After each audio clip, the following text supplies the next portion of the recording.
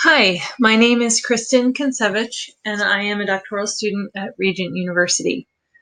Today we're going to be walking through the complete example in Chapter 13 of Tabachnick and Fidell using multivariate statistics. I am using the 5th edition, so the page numbers, if I refer to them, will be from the 5th edition, and I'll try to refer to sections as they might occur in the 6th edition as well. Today we're going to be using the factor data set. So it's listed right here. You can see this is the website that goes along with the textbook. And this factor LEV is ones with the leverage values saved, and that we're going to get there eventually. So we want to just do this one that says factor. So I already have that open. And so first, just to think about factor analysis for a minute, this is still looking at the same data set that we have been looking at in the previous examples. It's looking at the BEM sex role inventory. And in this factor analysis, we're aiming to group 44 inventory items into larger categories called factors. And it's really helping define some constructs and seeing what this inventory might measure. Of course, one downside is that we can't change this inventory because we're not developing it. It's already published and has been in use. So it's not something we can manipulate as much as if we were creating our own inventory. But we are, in general, looking for correlations, and a factor analysis does require at least 300 for a sample size, which we do have in this data set. So the research question is, and you can put this in your own words if you like, but the way that I phrased it was, can a set of factors be extracted from the 44 items on the BEM sex role inventory, measuring masculinity, femininity, and social desirability from a sample of, now this number will change for you, it's 369 women that we're starting with. My research question when I wrote it up said 344 women because I deleted some outliers, and we're going to cover that. So if you make the same decisions that I did, then you will also be writing a sample of 344 women. So first, I will preface this by saying that this chapter of the book uses SAS instead of SPSS. And so a lot of what they talk about and the way that their outputs are structured is totally different. And so you do have to ignore a lot of the book if you're using SPSS, as I am. But the evaluation of limitations is still the same, and we're going to be going through the checklist that is on page 670 in the 5th edition. That's table 13.21, or in the 6th edition, they may call that table 21. And we're just going to go through the limitations as they're listed there, the major analyses, and then we'll talk about some of the additional analyses. So first, we want to look at outliers among cases. We're going to look at outlier variables later on, but first we just want to see if there's any cases that would be considered multivariate outliers. And so recall that finding multivariate outliers requires running a regression with an insignificant variable. And so we're going to go ahead and click on Analyze, Regression, and Linear. And we're going to put subject number in the dependent. And then if you want to select all these at once, click the top one, go all the way down, hold down Shift, click the bottom one, and then they all get selected and they all go into the independents. Now let me just see which statistics we want here. We're going to want the collinearity diagnostics later. So go ahead and check that off. I think everything else is about the same. I don't think we need to check off anything else. Oh, actually, we are going to need to click on Save. Good thing I wrote notes. And I wanted to save the Mahalanobis distance and the leverage values. So I kind of liked to look at both. They just talk about the leverage values in the book. All right, so click Continue. Let me just make sure I'm not forgetting anything else. That's it. Okay, so we can go ahead and click OK. And here we have our regression output. And what we are looking for is really actually not in the output. So we'll go back to our data set. I'm going to point this out, though, while we're here, where it says collinearity statistics, tolerance. We're going to come back to that later when we were looking for outliers of variables. So we'll come back to that. But actually, I don't think we really need any of this output. So we can minimize that. What we really want to look at now is our data, because we saved the Mahalanobis distance and the leverage. So there they are. You can see that they are calculated here. And what we want to do is sort by descending. That way the biggest values are at the top.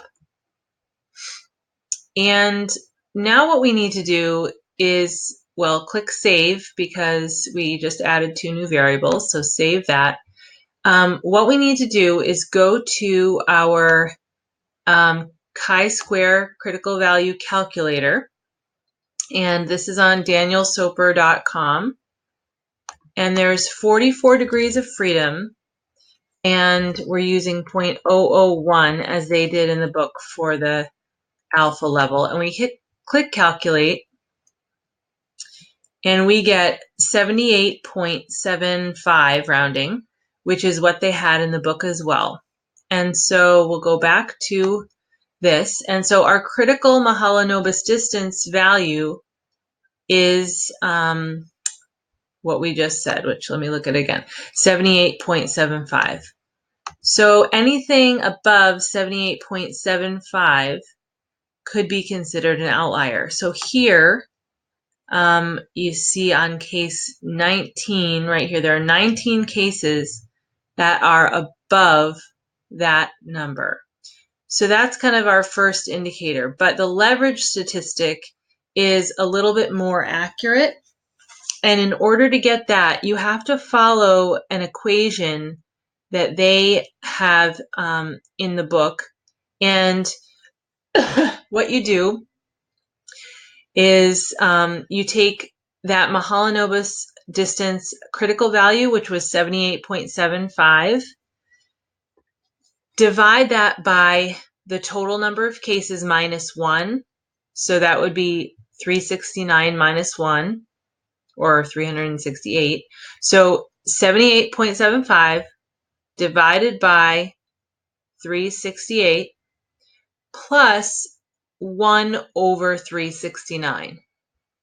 And so if you calculate that, it equals 0.2167, which is the critical leverage value.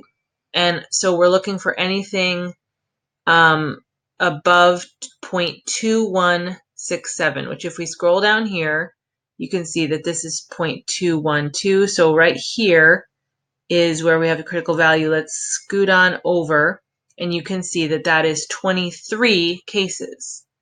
The book says 25 at this point, and again, I don't know if that's a difference between how the SAS is calculating the leverage values or what, but I never did figure that out. But 23 cases right here.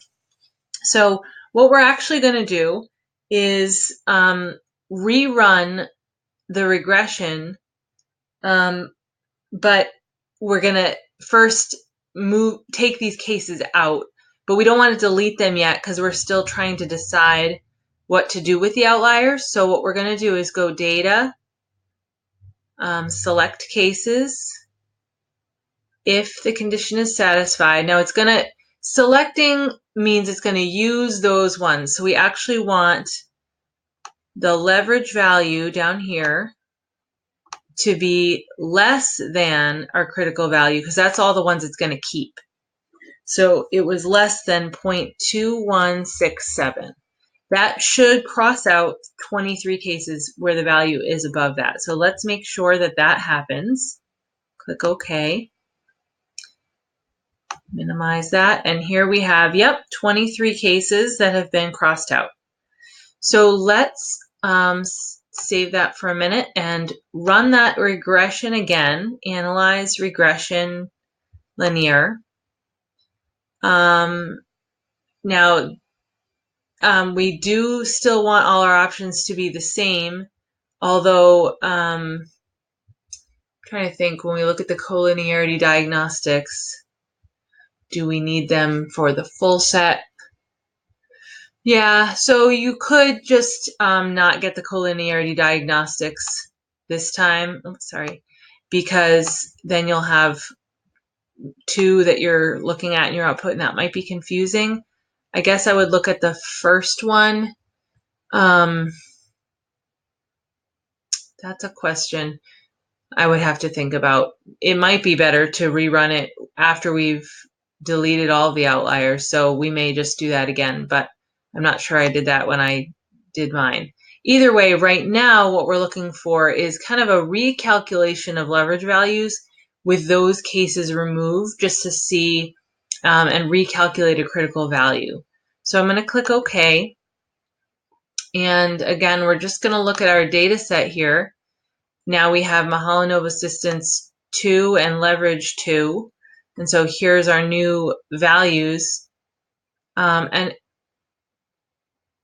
oh, I just realized something. Sort descending. Maybe I didn't sort it right before. No, I did. Okay. Just a thought. I still can't figure out how the book got 25 the first time. So I thought maybe I made an error, but nope. I don't know how they did that. Okay, so now what we're going to do is we're calculating a different critical value.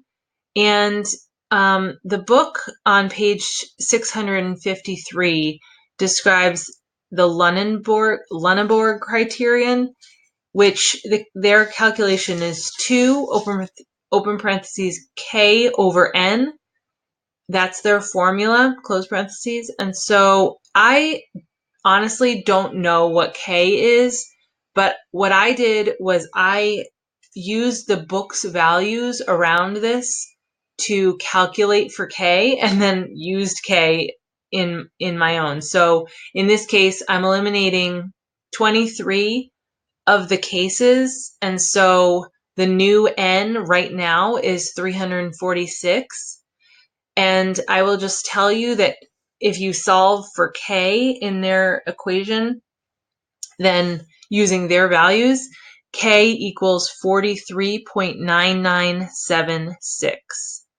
And so plugging that into the formula, 2 times, open parentheses, 43.9976 divided by 346 equals 0.2543.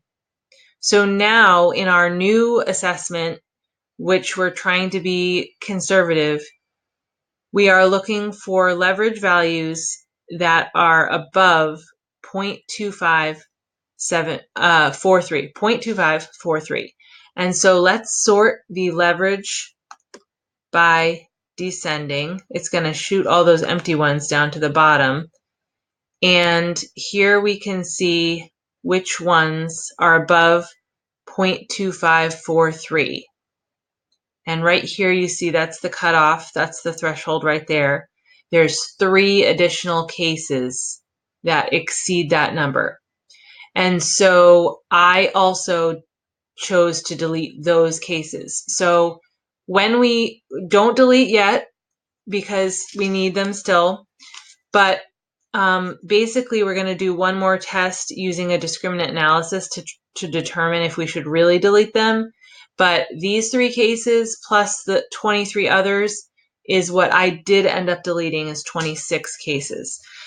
So what we're going to do is create a new variable, essentially a dummy outlier variable, where the outliers are labeled with a 1 and the non-outliers are labeled with a 0.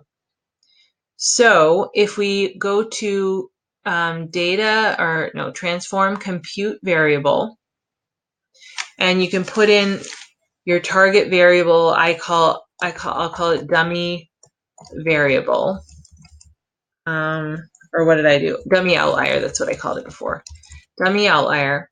Now here's your numeric expression. You want, let's see, if case satisfies the condition, and you want two things. One is leverage 1 right here. Put that in. If that is greater than 0.2167, oh, hold on a second, cancel this. We have to turn off that split file on the data first, or it's not going to include all of them. Okay, so hold on. Data, split file. We need all of our cases for this. Oh, analyze all cases. Did I take that off somehow? Okay. I don't know how that happened, because this filter is still on. I'm just going to delete this just in case. Okay, that should work. Sorry, guys. So transform compute variable dummy outlier, and that's going to be if include case if the first leverage value is greater than 0.2167, or the second leverage value is greater than 0.2543. We say the or because we don't want them. If we said and, then it would look only for ones that was true in both, and that would throw it off, but we want one or the other, and that should give us 26 cases that they put in a 1, and so we click continue, and then that will equal a 1. If this is true down here, it has our if for us, then it's going to equal a 1. And the non-outlier group will be 0. Right now it'll be missing, so we will have to turn those into zeros in a minute, but click OK. And then close that output. And here you have, let's sort these descending. Let's just make sure we have 26 cases. And yes, we do. So that was correct. Our formula worked. Here we have 26 cases that are labeled. And now we need these to be zeros. So we're going to go ahead and transform and recode into the same variables. We're going to go down and choose our dummy outlier. And we want to replace the missing ones with a 0. Add that in and continue. Okay. Now going to our data set. Yep, we've got zeros for the rest of them. Super. So now we're going to run a stepwise discriminant analysis. Let's just save so we have all of this.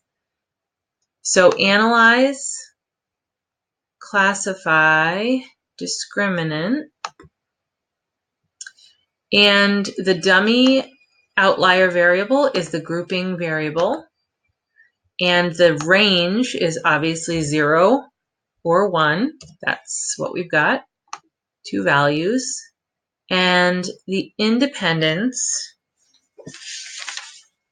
are all the variables except like all the inventory variables. So start with the bottom one here, gentle, and then scroll up, hit shift, and click on helpful, scoot those into the independents, and we want to use a stepwise method. And Statistics, we want the means. And let me see, method. Okay, that should be everything we need. So click OK. And now what we're looking for is trying to see, this gives us all of the means.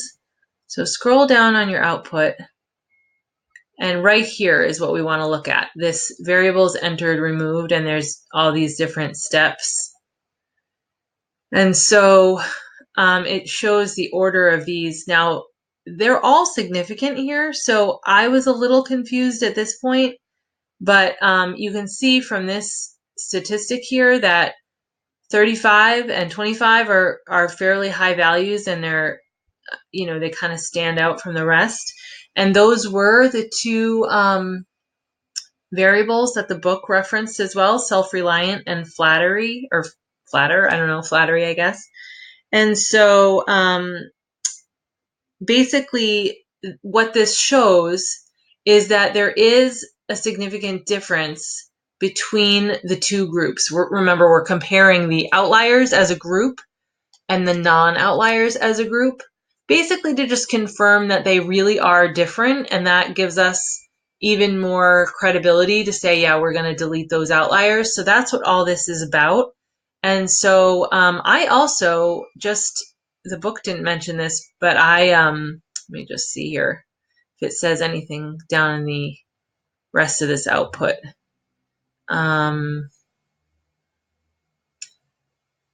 Yeah, so I mean, it looks for the variables that are the most problematic between those two groups.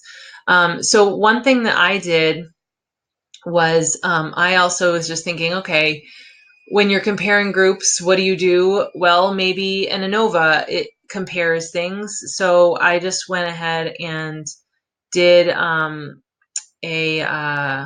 is it? Compare means one-way ANOVA too.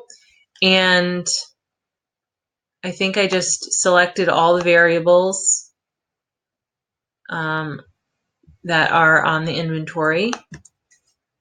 And then I use the dummy outlier as the factor. And let me see if I clicked anything. No. No, I don't think I did. I don't know if you could do a means plot, but that might give you like 1,000 different, I'm not sure what it would give you. So just click OK. And I think what I was looking for here, let me see. I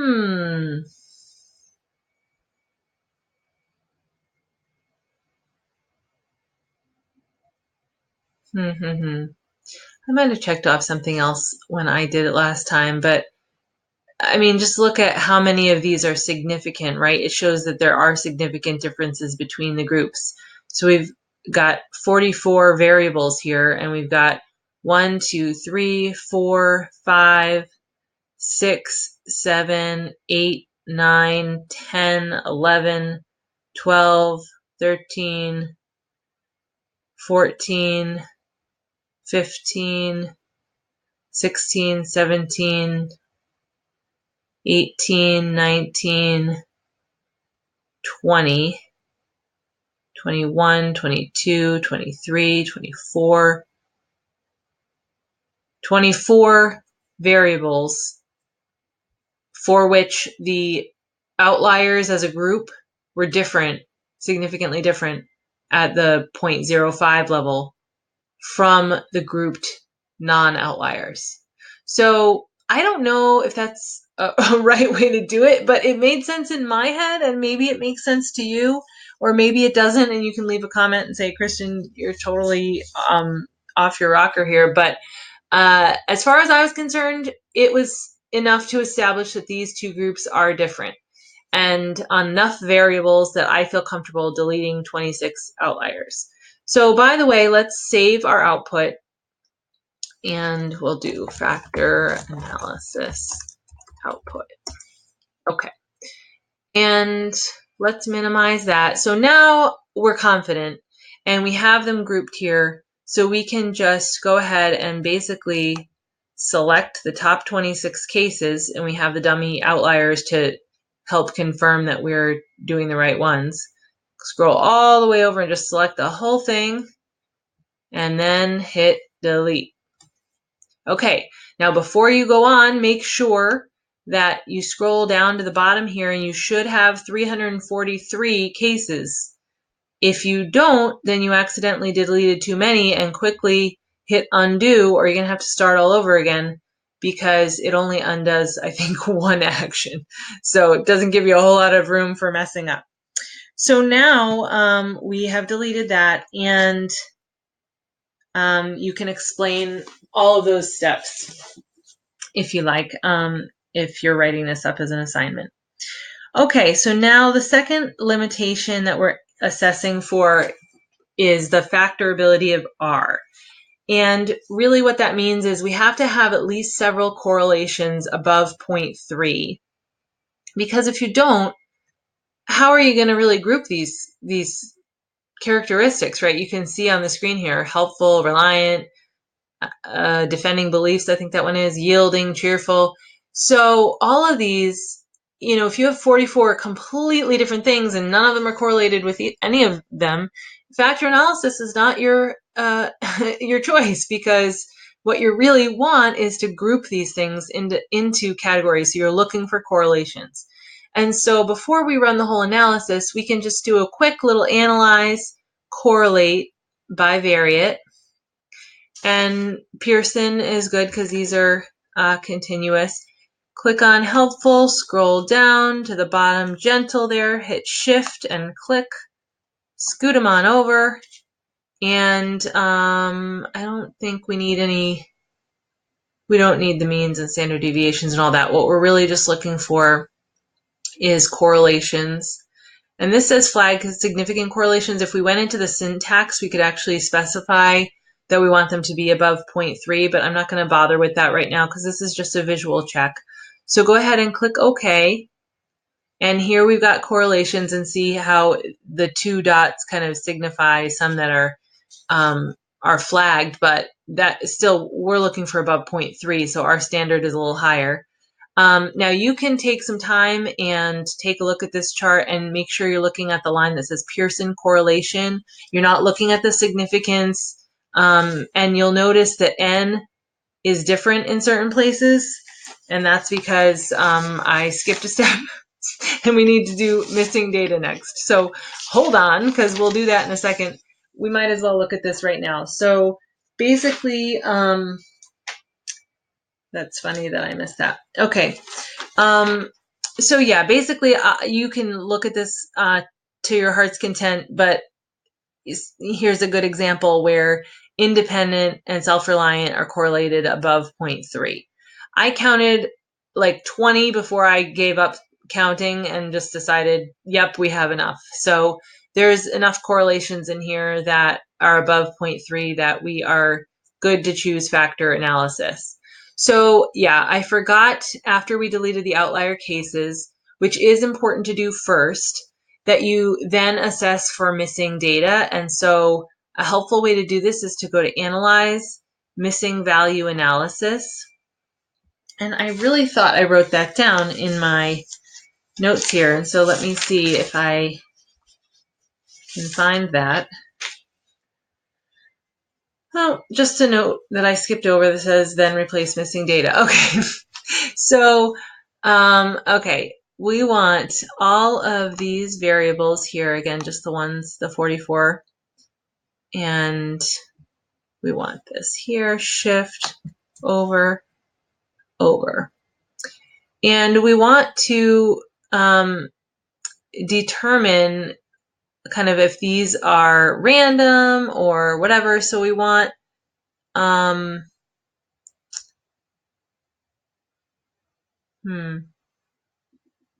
let me see what I checked off. I did not write myself good notes on this one. I think because I looked back at the other one that I had done. So let me pull that up real quick. Sorry for the delay. Sometimes I think I have all this set and then I didn't write one thing down, and then it throws me all off. So let me just check here at the logistic regression that we did. The missing, okay. So let's look at patterns and missing cases with missing values. Continue, okay. And the descriptives, we want to uncheck univariate, and we don't need cross tabulations because we don't have any categorical variables, but we can do t-tests, and we can change this to 1% of cases. I'm just doing what I did when I did the logistic regression. And so the EM estimation we want, and then if we click on the EM, which is the estimated means, that should be normal. But then we want to save the completed data, and this is going to write a new data file.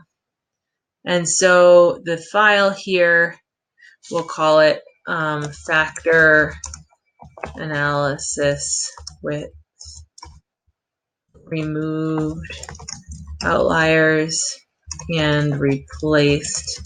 Yeah, you can call it whatever you want, but this is going to help me remember. And so I will click save.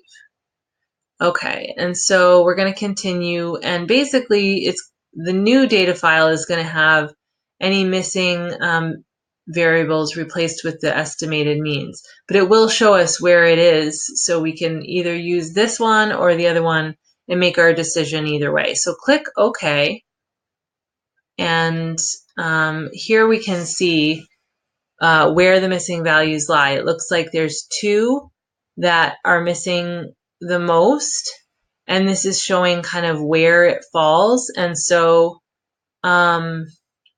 we can also see here kind of the percentages. Case 332 has 7 items missing, and that's kind of high. So actually, really, I didn't do this when I originally did it, but now that I'm looking at it again, that would be, I think, a fairly strong argument for deleting that case. And that would be the line number, not the subject number. So be careful not to reorganize your cases before you make that decision if you're going to delete that or not. So you could move forward with 342 cases. The book says that there's no missing data. I really can't understand that, since there clearly is missing data in this data set file. But anyway, if we scroll past all of these charts and look at the very bottom here, Little's MCAR test is significant, which is a problem because that means that it's not necessarily randomly missing. However, I felt that because there was not a ton of variables with a huge amount missing, it says indicator variables with less than 1% missing are not displayed. So it's just really these 2. And it's not even that high. It's 5 cases and 4 cases. So I went ahead and just used the new file. So I'll save this output, and then I will go down, and so this is the old data set, and you can even see right here, this is the line that we would be talking about. I think 332 was the one that was missing the most. They had 7 or so. So if you wanted to delete one more case, you could. Your numbers will vary from mine because I'm going to proceed just replacing the estimated. So let's just take a look at, minimize this here, and we should have a new data set to look at. Do we? Maybe we need to open it up. Let's see if it saved it down here. Factor analysis with removed outliers. Yep. Okay. So whatever you chose to call it, and wherever you decided to save it, go ahead and open that one up. And I don't think it's going to have the Mahalanobis distance ones in here. I think it's just going to, yeah. So now it's basically a new data set with now no missing values. and it's still going to have our outliers deleted because obviously we deleted them, so you can't question that. So that's 343 cases. Again, if you had chosen to delete the one case that has 7 missing points, then you could have 342. So we will proceed with the remainder of the analysis with this data set, this new data set. So if you need to go back and look at the Mahalanobis distance or the leverage values, that was all for determining the outliers. And since the outliers are done, we don't need this anymore. But for my own assignment, I might turn in both data sets to kind of show my process a little bit. So that's just up to you. Okay, now we are back on track. And so now we talked about the factorability of R. That's the correlations we were looking for above 0.3. And so you can count those up. And then we can move on to normality and linearity. So now that we have eliminated some outliers, we're going to check for skewness. And that's really the only thing we're going to use to measure normality here. And so if we go to Analyze, Descriptives, and Frequencies. No, hold on. Yeah, that should be right. And all we want is skewness. Okay. And then we just scoot all of the variables over, click on the top one, scroll all the way down, click on the bottom one, holding Shift, and there we go. And displaying frequency tables. We're going to want that because we're going to want, we're not really looking for plots here. We're looking for the skewness. So that should be good. We'll click OK. Okay. Yeah, nope, we didn't need the frequency tables. This is a nightmare. Let me see where it gives us the skewness. I must have unchecked this. Yeah, I unchecked that before. Okay. Rewind and uncheck that. Okay, and here, by the way, you can see all of our beautiful zeros and the missing data, so everything is clear now. Here's your skewness. And so what you want to look for is ones that are above 1 or below -1. And so you can note them. We've got self-reliant here, defending beliefs, independent. So you want to jot down the ones that are kind of stronger. So loyal, here we've got some skewness over here. And keep scrolling all the way over. Here's masculine, which is up in the positive side. So some are skewed to the left, some are skewed to the right.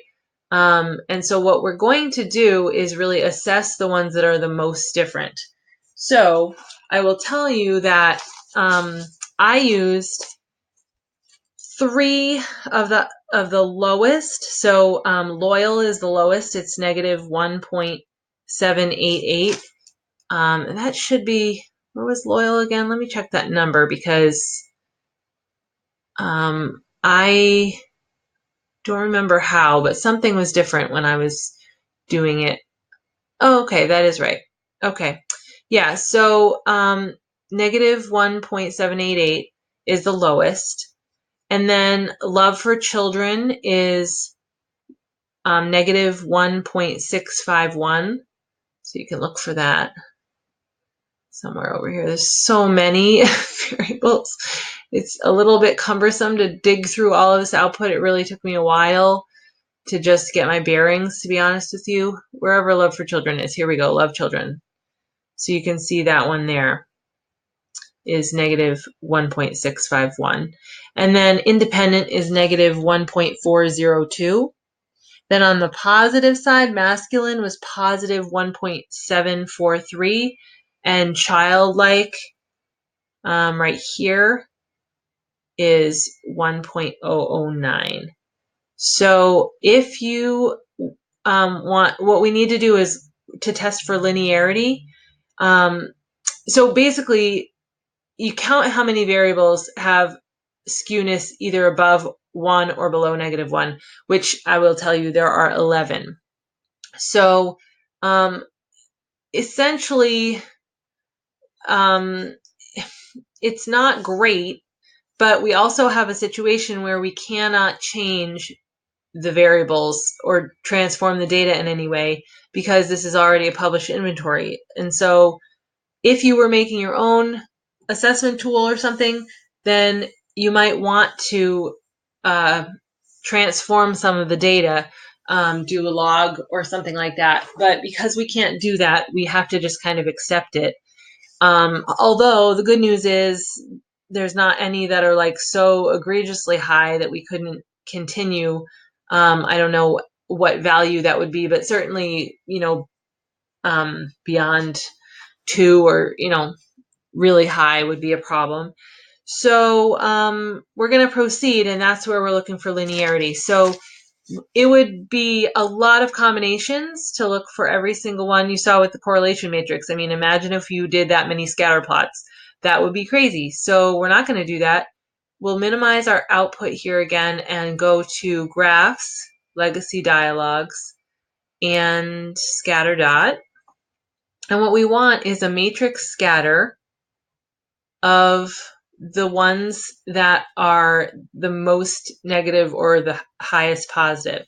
So that is, we're putting in those matrix variables. So we're looking for loyal, independent, masculine. Let's see, where's masculine? Masculine here.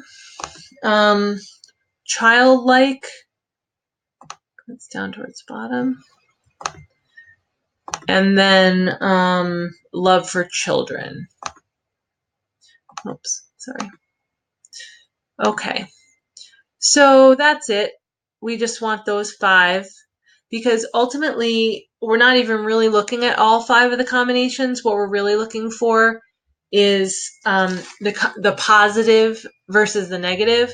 So we're going to kind of compare masculine and childlike with the others and kind of see what we're looking for here. Is a great thing would be an oval shape, but if there's a very clear U shape, then we have a problem with linearity. So go ahead and click OK, and it's going to take a second. Sometimes with the pictures it takes a minute.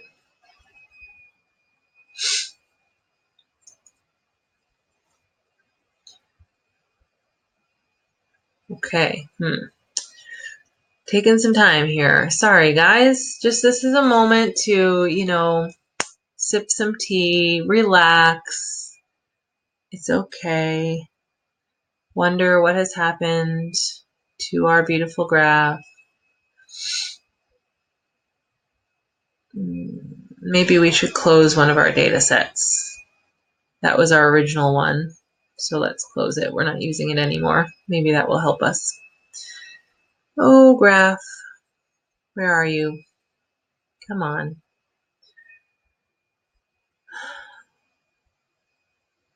This shouldn't be too hard, so I'm not sure. But also, I'm thinking we still have to wait just because this save button is not active, so that means it's thinking. So I guess statistics is hard even for the computer. Let's just take a moment and appreciate that. It's not just you.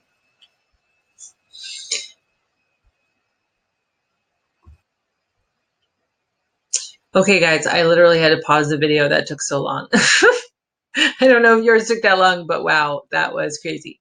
Okay, so here we have our scatter dots. And as you can see, because we chose basically the worst possible combinations of variables, they're not that beautiful. But we don't have any that are in like a really obvious U shape. However, the worst would be masculine versus loyal. So here's masculine, here's loyal.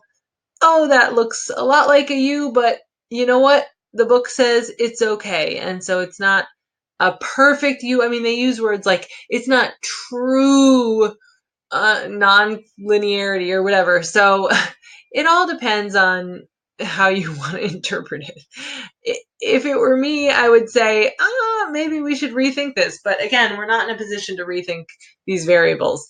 And so we have to live with them. So basically, you can explain all of that, show this graph, and explain that it's not as bad as maybe it could be. Okay, so that is our linearity explanation, as unsatisfying as that is. And now we're going to look at multicollinearity and singularity. So I know you guys are so just excited, thrilled to be here, and so am I, really. I mean, what a privilege, right? To figure stuff out. Okay, just keep it in perspective, people. We're figuring stuff out. And it's actually going to be kind of cool at the end. So spoiler alert, stay tuned. It's going to be great. Okay, multicollinearity, we're going to actually look at after we do the factor analysis part, because we need to make sure that all of the eigenvalues are above 0. And so we're going to make sure of that. We can also look at our collinearity diagnostics from earlier. So why don't you go back to your output actually and kind of take a look at that. If we go all the way to the top with our, now see, this is where I was questioning myself in terms of, now we have removed the variables, removed some cases. And so here, and that shows, that's interesting. That has eigenvalue, but that's different. That comes out different. So don't pay attention to those. What I am looking for here is the collinearity diagnostics. Where was that? This was our second one.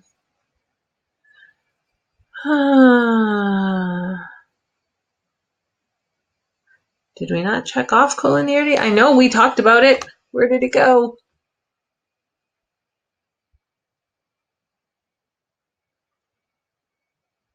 I don't know what that is. Okay.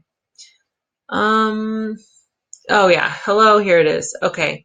You guys are probably shouting at your computer like, hello, Kristen, but I can't hear you. So isn't that sad? We can't really collaborate.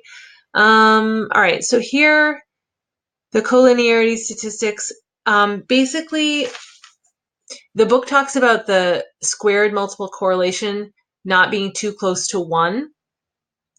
And that is not given to us by SPSS, unfortunately. It's one of the worst things about this chapter. So, but 1 minus the tolerance equals the SMC, or the squared multiple correlation. So basically, if it's 1 minus the tolerance and we don't want it to be too close to 1, then we basically want big enough tolerance values that it gets farther away from 1. So if the tolerance is super, super small, then 1 minus that super, super small thing is still close to 1. So that's another way we can look at this, as well as we will make sure that our eigenvalues are well above 0 later. So let's just take a look at these while we're here. And this is also going to be important for when we're looking for outliers among variables. So again, any variables that have a high squared multiple correlation are going to be a problem, and we might want to delete them. So let's just kind of consider all of these areas at once while we're looking at this little chart here. And essentially, just remember that a low SMC, squared multiple correlation, which is what we do not want, or we do want, hold on.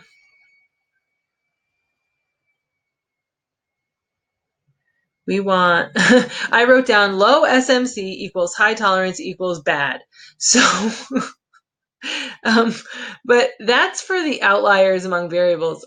So I'm not sure actually if that is what we are thinking about for multicollinearity, but Anyway, please comment below if you understand this better than me, because then we can all learn together. Okay, so for now, let's go back to our discussion about multicollinearity and singularity, and I'm sorry that if I'm confusing you with too many things here.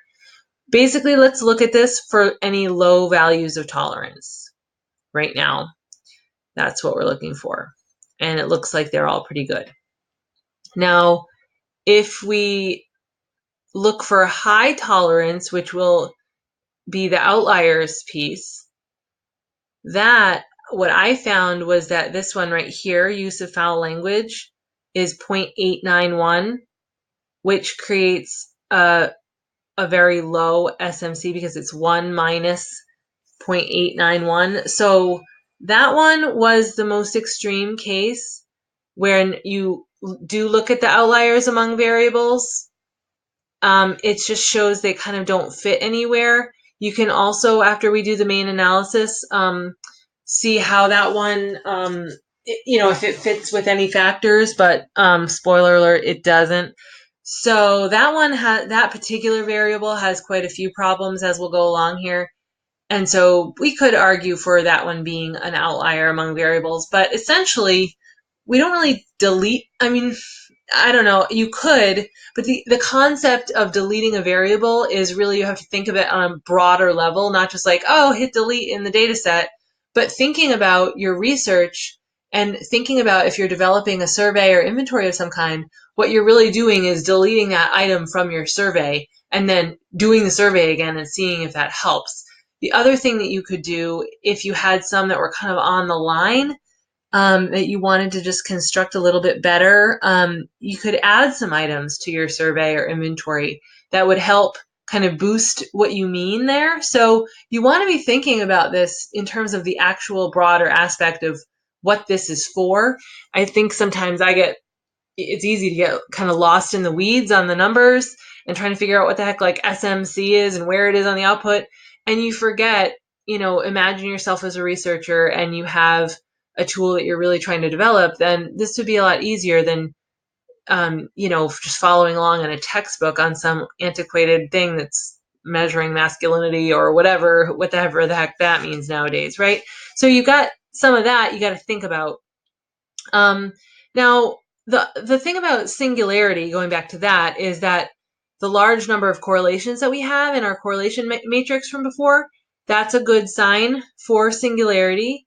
When we do our factor analysis, we're going to look for Kaiser's measure of sampling adequacy. We want that to be greater than 0.6, which, spoiler alert, it will be. It's going to be 0.849, so that's good. And we're also going to look for small values in the negative anti-image correlation matrix when we do the factor analysis. So let's get to that. And we will first begin with we'll go to analyze, and it's found here on this dimension reduction factor. And the first thing we're going to do, well, we want to scoot all of these variables over. Oops, I forgot to hold down shift. That didn't do any good. Well, I selected that one, so hold down shift now and click that one. Scoot that over. Now, descriptives, we do want this anti-image one because that's what we're going to look for, that singularity, as well as the KMO is the Kaiser's one that we're looking for, so we want that. And that's probably all we need there. And then we want extraction. The first one we're doing is this principal components. That's kind of like a test. We're going to look for that multicollinearity with the eigenvalues, and we're going to check for small values in the anti-image correlation matrix. We're going to look at Kaiser's measure, and that's what we're going to do. We also want the scree plot. That's going to be really helpful for us. And we want it right now based on eigenvalue, so we're going to keep that there. So click continue. The rotation right now, we are starting off with just a Varimax rotation, which is, we're orthogonal, and we can click on loading plots. Continue. Scores. Oh, do we need these scores first? Oh, did I save the scores? Let me see. Oh, you know what? Hold on. Now that I'm looking at my notes, the rotation is actually going to be the Pro Max for this first one with a 2 in that box. Hold on. Nope. My notes, guys. I need to take better notes. Okay, rotation, Varimax. Yes, we want that first. We're going to play around with this. We're going to run this so many times that you're going to be confused too. But then you'll be unconfused at the end. It'll all work out. Trust me. All right, we do want to save the scores. So let's go to scores, save as variables, and keep it on the regression one. Display factor score coefficient matrix. Sure. Okay. I think that's it. I'm looking carefully at my notes here. Let's go ahead and click OK and wave our magic wands. All right, so here you go. The Kaiser number here, that is above 0.6. So that is really good for singularity. So that's what that will help you show. And then here's our anti-image matrix, and the anti-image correlation is what you're looking at for singularity as well, which you want small values in the anti-image correlation. It looks like one of them here, this A, let's scoot down here and see what it says for A, measures of sampling adequacy, okay? So that's a really big number, but otherwise it looks like here they kind of flag big ones. Oh, I see why. This is the diagonal, so we can ignore that. So don't worry, that's helpful with helpful and self-reliant with self-reliant. So yeah, basically all the other ones we're looking at, they look pretty small. They're all 0.0 or 0.1 something, so that's a good sign for singularity also. Okay. So then here's what we want to look at now for this output. This is going to skip everything except for this chart here where it says total variance explained.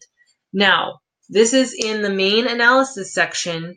If you're following along with that checklist, that is number 1, the number of factors. So what we need to figure out is how many factors we should have in our ultimate analysis. And one more thing we wanted to check on for multicollinearity before we get into the number of factors is the eigenvalues. They all need to be above 0. So, oh dear, oh my gosh, sorry guys, my screen. Okay, right down here, this is the lowest eigenvalue, I don't know. Somebody needs to tell me the pronunciation in the comments. But it's small, but it's enough above 0. It's not like 0.00 something. So that's also good for multicollinearity, so you can document that. All right, so now we are looking at 11 factors where the eigenvalue is above 1, and that's what we would need for it to be considered a factor. But if you imagine that you are conducting a survey and you have 11 different things that your inventory will show you, especially on something with only 44 variables, that's kind of a lot. So we're obviously not going to go with 11. And so you can see here, okay, let's look up at the top, that 8 is really high, 5 is really high, these 2s are really high, and then we start kind of dropping off, which is what is displayed here in this lovely scree plot. You see these are the factors. So it's the eigenvalue here. Factor 1, factor 2, factor 3, factor 4, factor 5, factor 6, and then it starts kind of flatlining.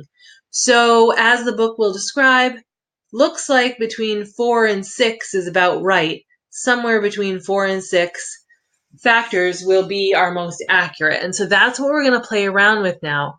We can kind of ignore everything else because obviously we're not going to choose 11 factors. That was just to kind of give us, a preliminary look at the data. So this part of the output is not what you're going to be mentioning in your interpretation. Go ahead and save that, and then we will go back here, and now we're going to play.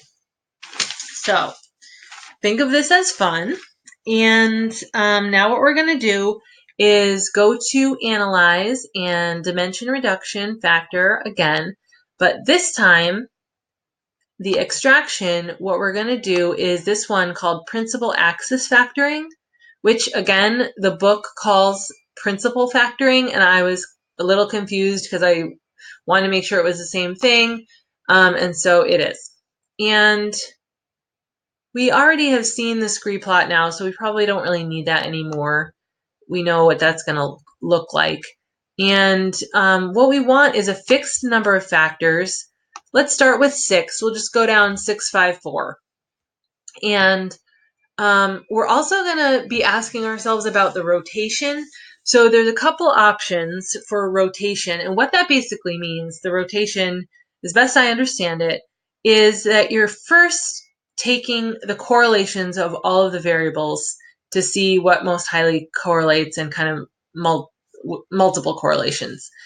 And then after you've done that, you try it again, removing those correlations. You kind of get the second best correlations, and then the third best correlations, and the fourth best correlation. So each time you try it again, it rotates kind of the axis.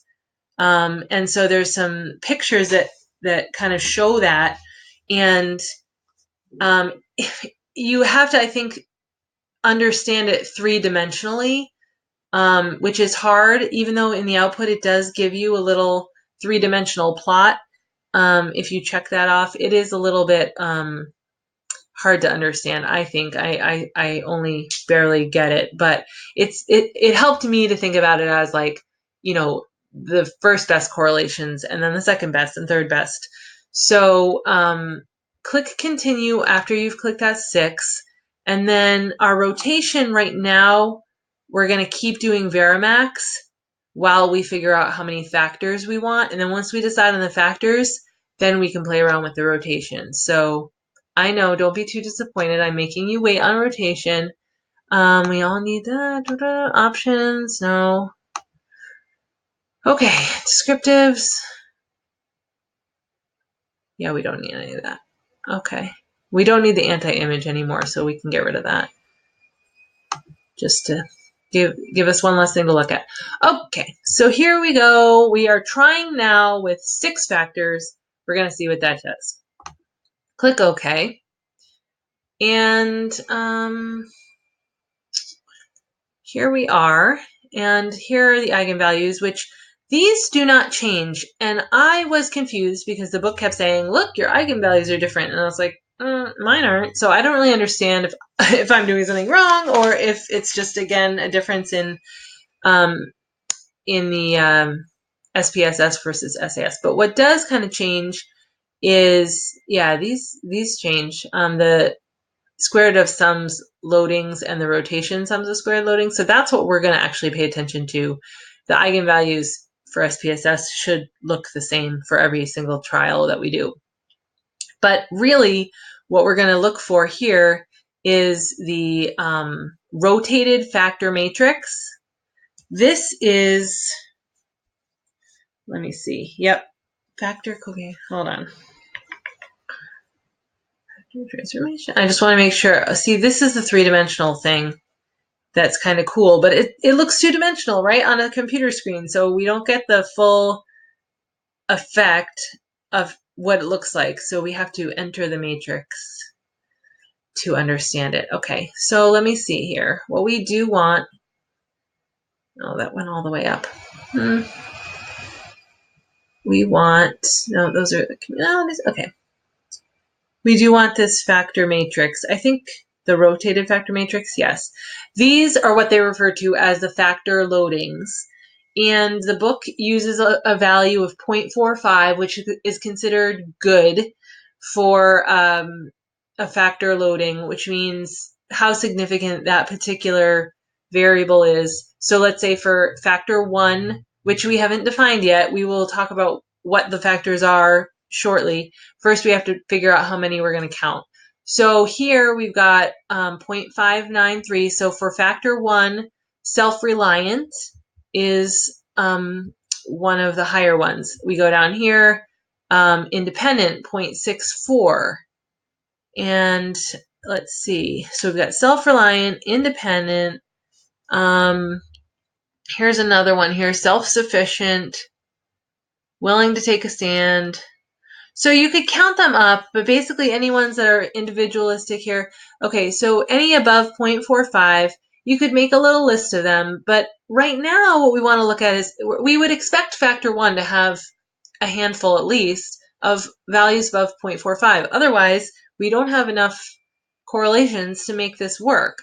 But when we get out here to factor 5 and 6, this is where we want to look for. If there's only like a 1 or 2 that are above 0.45, then it's not a great factor, because if it's just telling us one variable, it's not really grouping them, right? So we have, let's count on factor 6. We have 1 above 0.45, and I'm just going to scroll down and kind of be looking.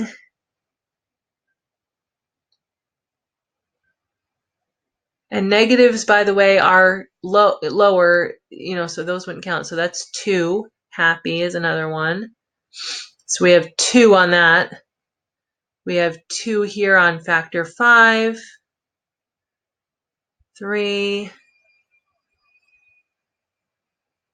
4, 5. Okay, so that, but we have 1 with only 2 on it. And so that, actually, maybe it has 3.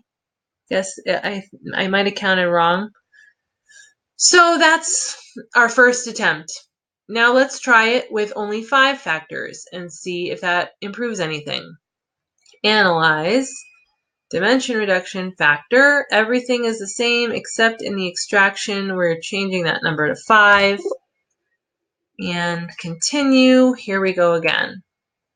So let's go down here. See this Bartlett, the Kaiser number is not changing, so that is what it is. All right, so here we see that there is a difference in the percent of variance. Let's compare that with what we had before. Let's see, 17 on factor 1, it's 17% of variance.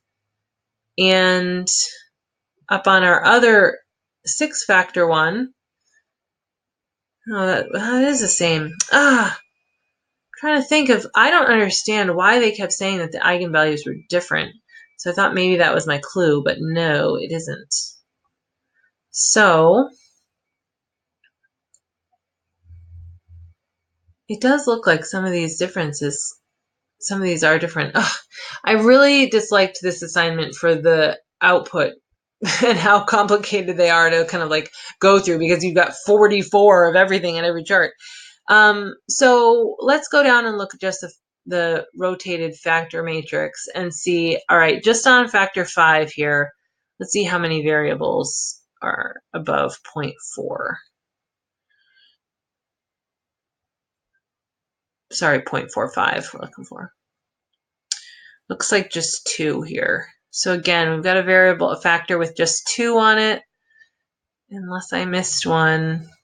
It's not great. And again, you could look at factor 4 here.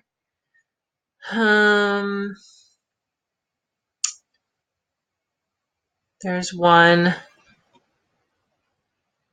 Yeah, I think that only has 1 above 0.45.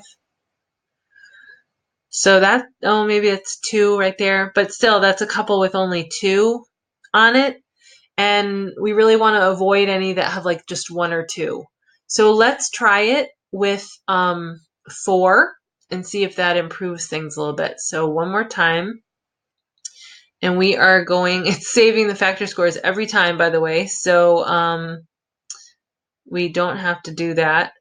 Let's undo that, in fact. Okay. All right. So now we are doing extraction 4. And let's see here. All right, let's scoot all the way down. Did this change? No, see, so this is still the same. I don't get that. And your eigenvalues are still the same, so I don't understand what the book's talking about there. All right, rotated factor matrix. Look at these factor loadings, and here we go. All right, so factor 4 would theoretically be the worst. We've got 1, 2, 3 variables on that factor, which isn't great, but it's better because we had the other ones that only had 2. And this one, factor 3, we've got 1,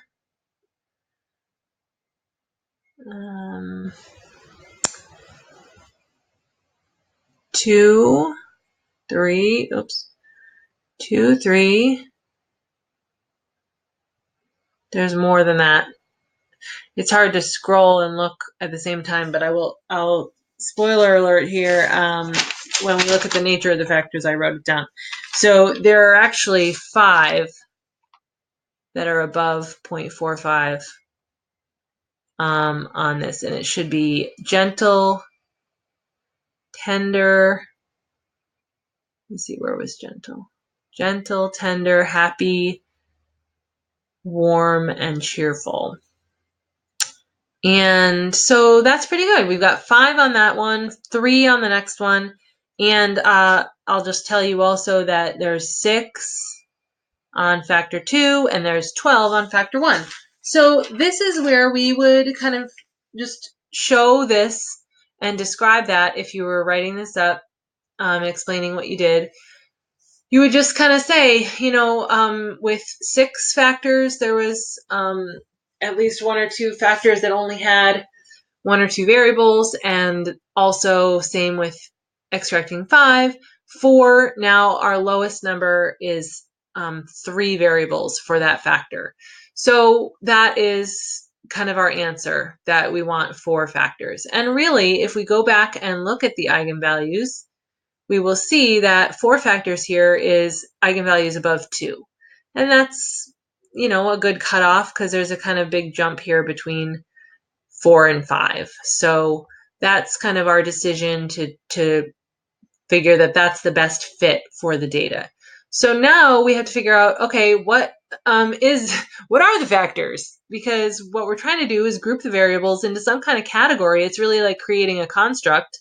And theoretically, if you had designed a survey to measure a certain thing, you'd kind of hope that the factors reflect the thing that you're trying to create, right?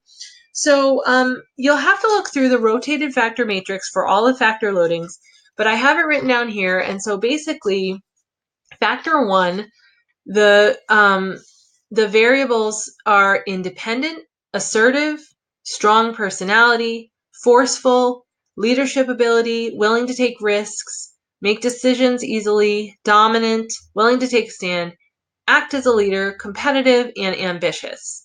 So that really kind of describes somebody, right? I mean, that's the book describes that as dominant. I went with assertive leadership. You also want to look at, when you're looking at the nature of the factors, you want to look for any values that are small or negative, and that would indicate kind of the opposite of this factor description. So, okay, if you're thinking dominance, assertive leadership, something along those lines, and you're definitely not something here, well, negative 0.276 is one of the lowest ones. You're not soft-spoken, and I know shy was another one, negative 0.36.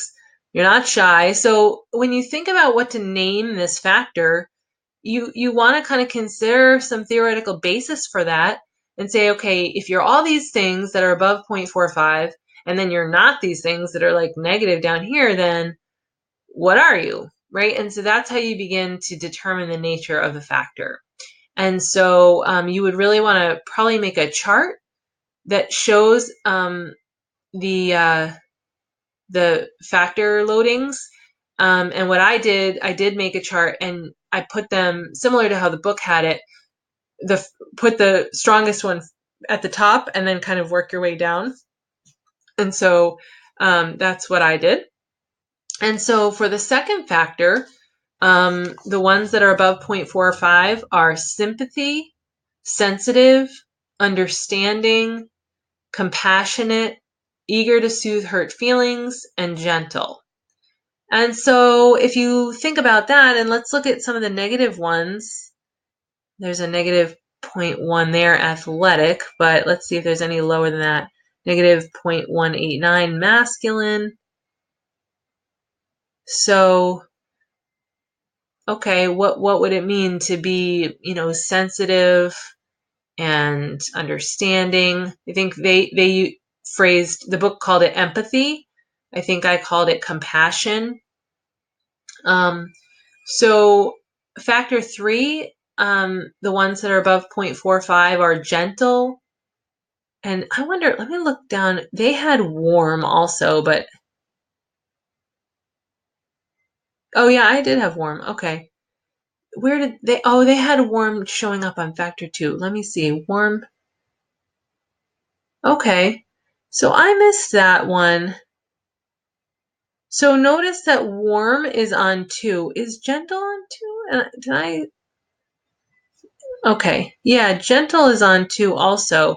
So this will relate to the complexity of the factors, which is one of the kind of like additional analysis you can do.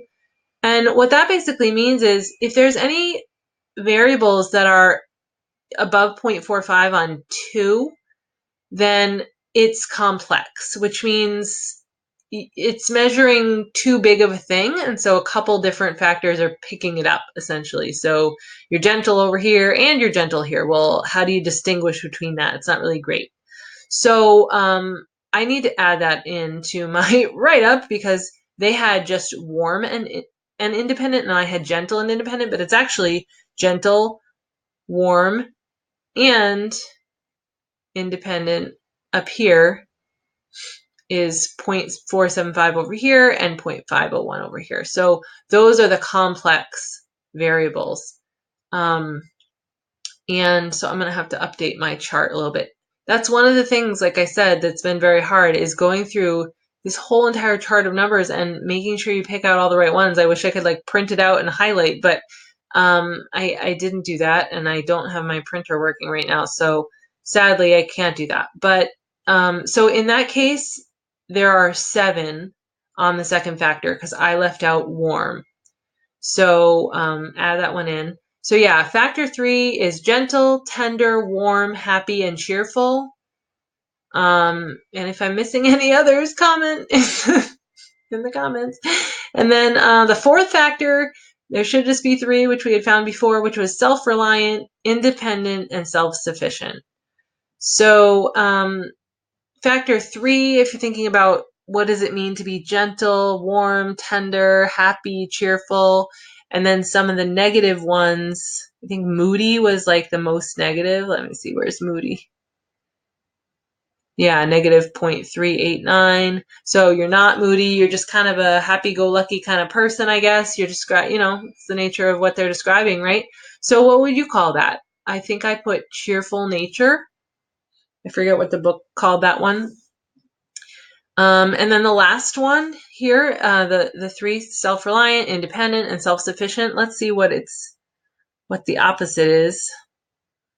Flatter. I don't know if that's flattery, like you're likely to be flattered by someone. I don't know what they're trying to say there. Moody again is low. Gullible.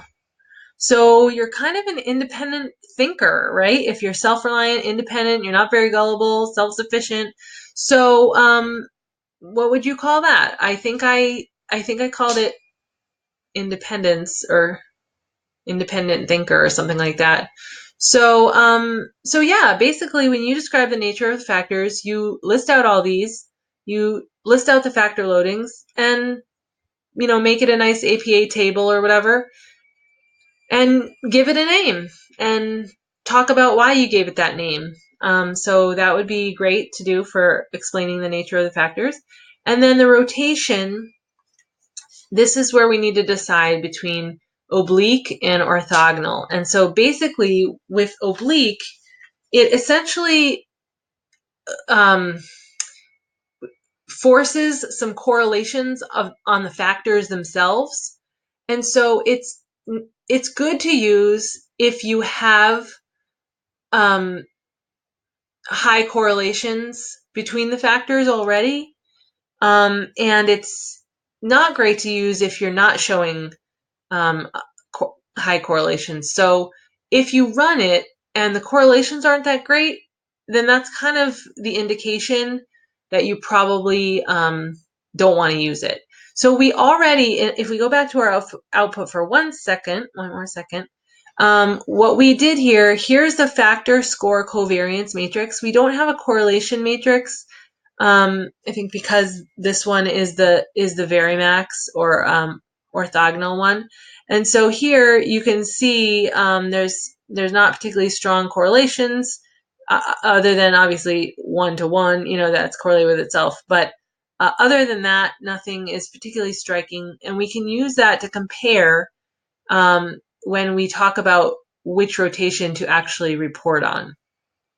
The factor loadings will be different, and so that's why it matters. And so we also want to look at those when we do this too. So go back to your factor analysis here. And in the rotation section, this is when we're going to do the Promax and 2.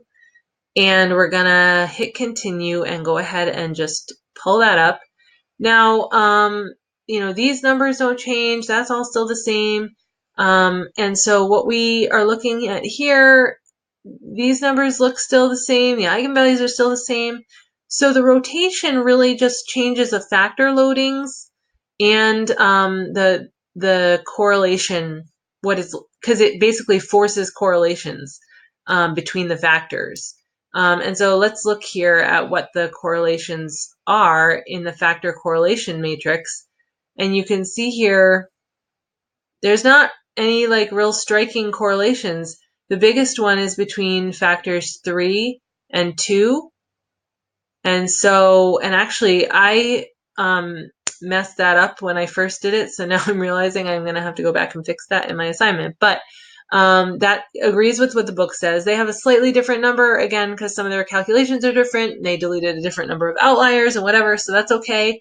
It's pretty close to what they were saying.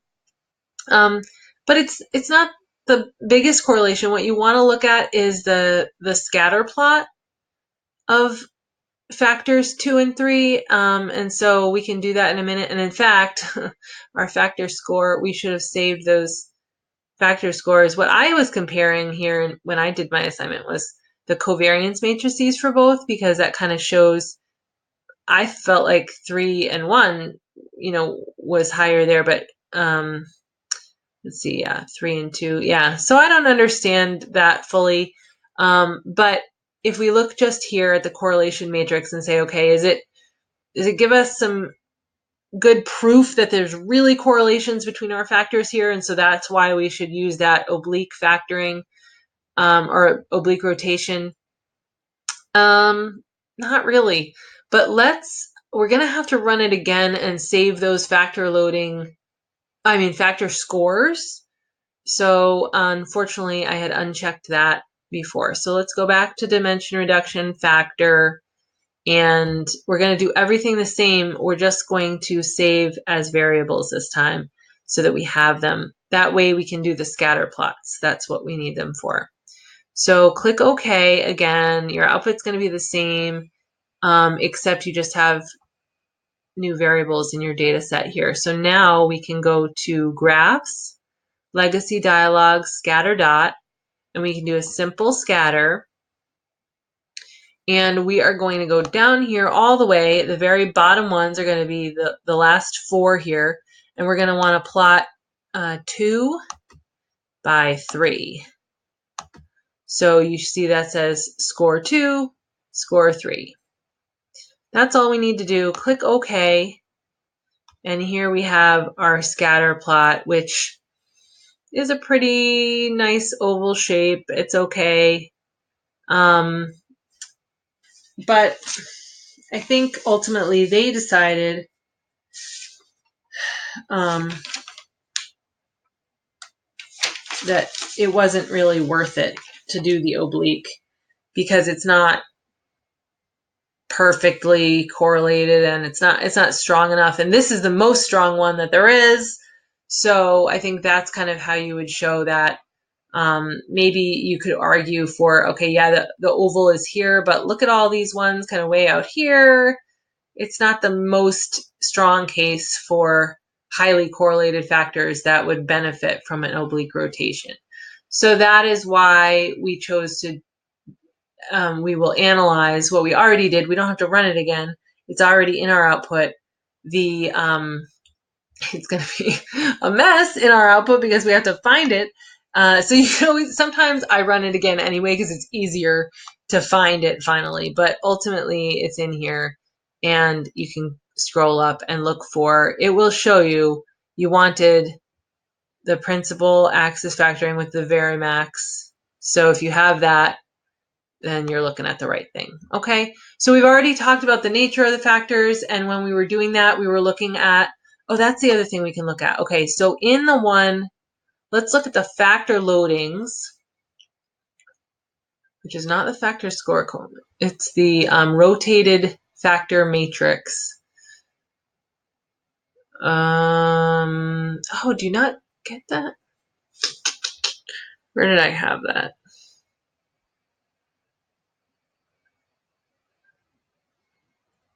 I thought that I compared, was it the structure matrix? Oh boy, sorry guys. I guess it's the factor matrix here. What does it say at the end? Okay, so I guess here is what I compared. Let me see. Yeah, that's what I did. Okay, this factor matrix here, I basically compared these numbers to the rotated factors on the orthogonal one, and like take independent, for example. Here it's 0.482, and in the other one it was 0.474. So actually this is a little bit stronger, but like all the others were not. So assertive here is 0.509, and it was 0.648 before. Strong personality is 0.540. It was 0.726 in the other rotation. Forceful is below now. This changes it. It's 0.420, and it was 0.625. So I think I made the case for the fact that the factor loadings are also not as strong, but that could be not quite right of an explanation because this is the factor matrix. And the other thing I was looking at, if we go up to our other one that was, let me see, is this the, where did we get it here? Rotation, Varimax. Yeah, okay. That's our factor matrix. Yeah, so those factor matrices are the same. It's the rotated factor matrix. It's different. Oh, my goodness.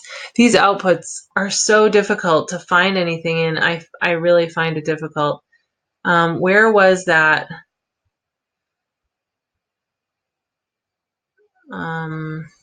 Rotated. Yeah, see, this is the one that's the Promax. Oh my gosh. You might want to, and this is what I did when I was making my assignment. Oh, here it is. Here's the rotated factor matrix. Okay. But this was for, okay, so be careful. This is for the 5 factor, so that's not the right one. We're looking for the 4 factor. Oh gosh, this is such a pain. See, so this is the 4 factor matrix. That's the same no matter how you rotate it. But it's the rotated pattern factor matrix that is different. And I can't seem to sink and find that again. And this is the Promax one. So anyway, guys, you get the nature of the factors, and the rotation is all about the correlation. So just basically move on because this is like such a mess. So now the last thing we need to look at is the importance of the factors. And that is really what we're looking for, is the variance explained by each factor. And so to do that, what we want to do is go back to the one that we're actually interpreting, which is 4 factors and the Varimax rotation. So let's go back up and find that. This is Varimax. Okay, so this should be it. So let's...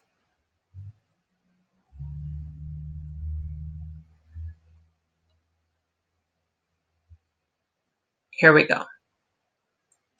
So basically, we're looking at the sums of square loadings right here. And I wonder, I didn't write out all my calculations, but let me just confirm that I have it right. All of these should add up to 17.53 if I did it right. So let's see. 5.907 plus, you're going to need this too, 4.107 plus 3.193 plus 2.268. Okay. I'm going to rerun this because I'm sick of trying to find the thing in my output. So run this again for real this time. This is our final real one we're interpreting. Let's make sure we did it right. Extraction. Principal axis factoring. We've got that. Okay. Based on 4 factors. Good. Rotation. We are going back to the Varimax. We want scores. I don't think we're going to need this again. And let's click OK. Now we have it as our last output. All right, so here we are. And is that what I just came up with? 5.907 plus, yeah, this is the same, 4.107. I just don't understand why this is different than what I calculated the first time. This is like so maddening. Don't you just love statistics? Okay, so for some reason, I added wrong the first time, which is like so dumb.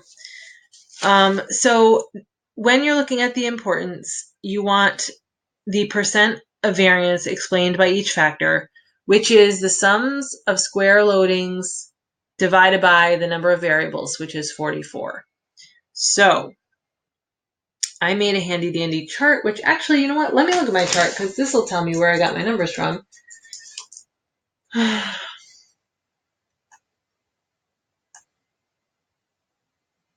Believe it or not, I read this whole thing over. I had it all done. It looked great. And I don't know why my numbers are different now. Oh my gosh. So, anywho, what you want to do is basically use these numbers, which I can't now tell you because my numbers are slightly different, but basically divide each sum of square loading here by 44, and that is the percent of variance explained by that factor. And then the percent of covariance explained by the factor is the sum of square loading, SSL, divided by the sum of the SSLs, which in this case is 15 point something. I cleared it on my calculator. I'm not adding those 4 stinking numbers again. But, yeah, and you want to use, yeah, because I didn't use, it wasn't like I used these numbers either, so I don't know how that happened. But anyway, so add these numbers up. It's 15 point something, 48 or something like that. And so divide each of these numbers by that total, and that's the percent of the covariance explained by that factor. And that will show you the importance, which I will tell you, even though I maybe need to do the calculations again, or maybe, you know what, it's possible I looked at the wrong thing. I wonder, let me just compare real quick my values to the oblique one and see if that's what I was looking at. No, that doesn't quite match either. Does it? Oh, yep, it does. Here, these are the numbers that I looked at Don't make that same mistake. All right, was that... This was the one that was... That's what I did. Okay, so I pulled numbers from the oblique one. Yep, okay, so good catch for me. I need to fix that. All right, so yeah, do go get those numbers, but basically it's not impressive. The percentage of the variance explained is not great. It's between like 4 and 16%, I think the book said, so they're probably right. And the percentage of the covariance explained is like 38% or so, according to the book. I had 35 in my other calculation, but you know, it's basically not super amazing.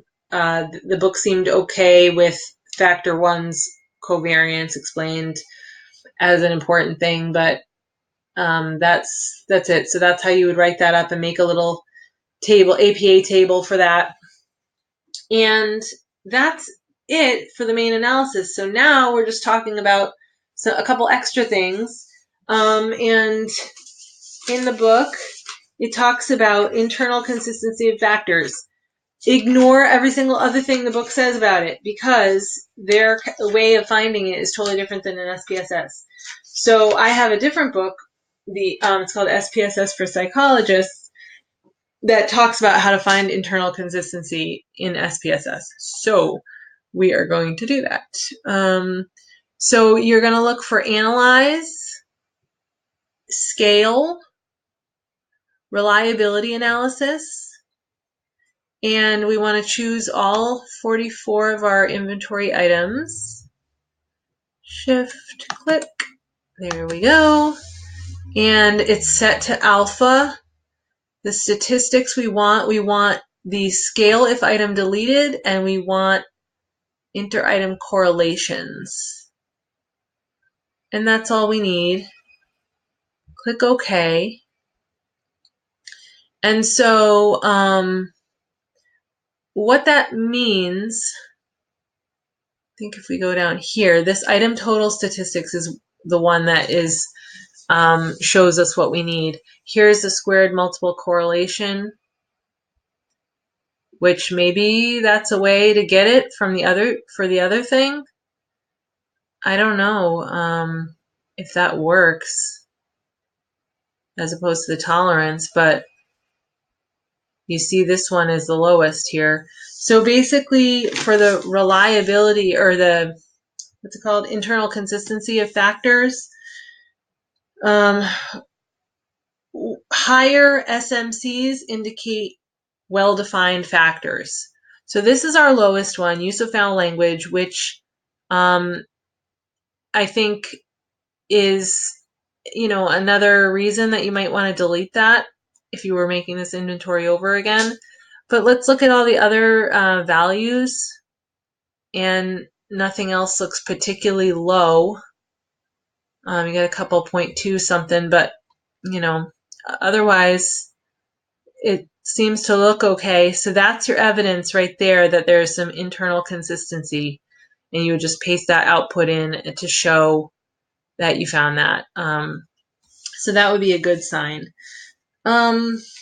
And the other thing you can mention, I think in the, they also talk about the complexity of variables in part C there on the list of the checklist for factor analysis. So if you wanted to talk about complexity, again, you could mention the specific variables. I think we said warm, gentle, and independent that came up for us that were on more than one factor. So you could mention that those were too complex and would need to be kind of reduced in some way to maybe make a better inventory. And that's it. So yeah, I didn't do any other of the additional analyses, so I can't explain them to you. If you look at the write-up, it's pretty short. I actually wrote a little bit more about what I did in the beginning to, you know, delete the outlier cases and look for normality and all that stuff. Ooh, it's getting late now. So good thing we're done. And I hope that has been helpful to you. And if you have any questions or comments, or I got the whole thing so completely wrong that you're just horrified right now and you're a stats expert, then leave a comment and let me know, because that's the only way I can get better. So thanks for watching, and I'll see you next time.